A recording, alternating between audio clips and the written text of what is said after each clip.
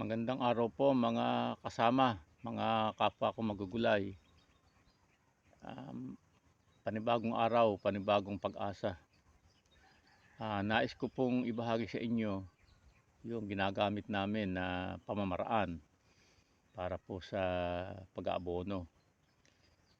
Gumagamit po kami ng makina, mga drum, hose na mahaba. Ginhawa po ito. Kahit po siya gaano kaluwang, yung sa 2 tao, talaga pong kayang-kaya. Ginhawa po ang kanilang ginhawa po ang katawan. Hindi po katulad dati nung araw na mano-mano, hindi pa po gumagamit ng ganitong mga pamamaraan.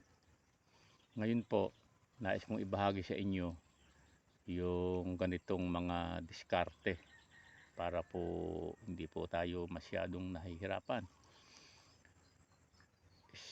Ito po ay para dun sa mga baguhan na hindi pa alam yung ganito. Pero doon po sa mga datihan, alam na po nila to, yung mga ganitong mga diskarte. Shout out nga po pala sa inyong lahat. Pakikita ko po sa inyo yung ginagamit naming makina, yung mga pamamaraan kung paano siya sineset up.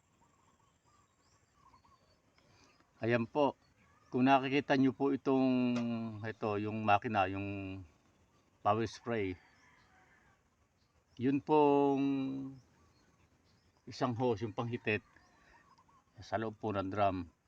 Tapos yung isa pong pangbuga nandito po sa loob ng drum.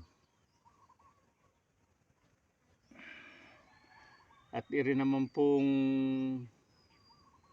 isa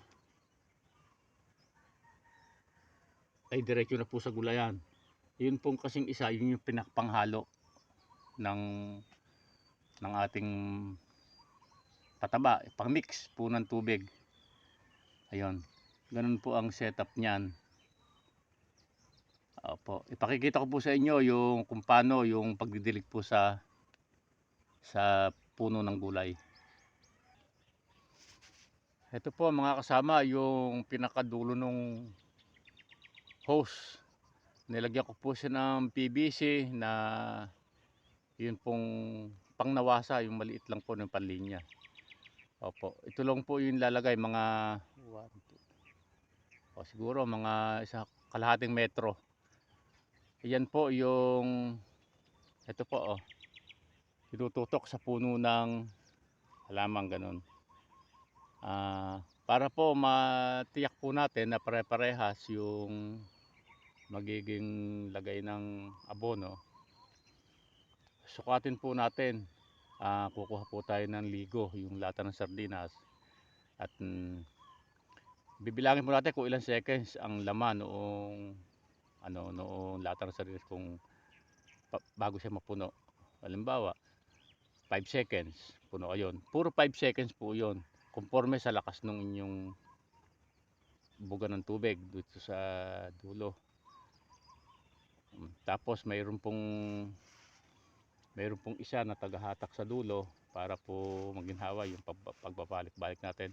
Ngayon, kung yun naman pong gulayan ninyo ay may hati sa gitna, may putol sa gitna, kahit po nag-iisa kayo, kaya.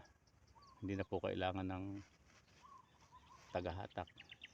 Yan lang po ang maibabahagi ko sa inyo. Sa mga susunod po na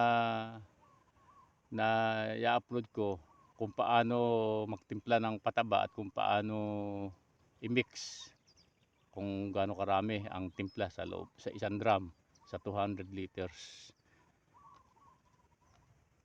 Sige po, at paki-like na lang po at paki-suportahan po yung aking YouTube channel.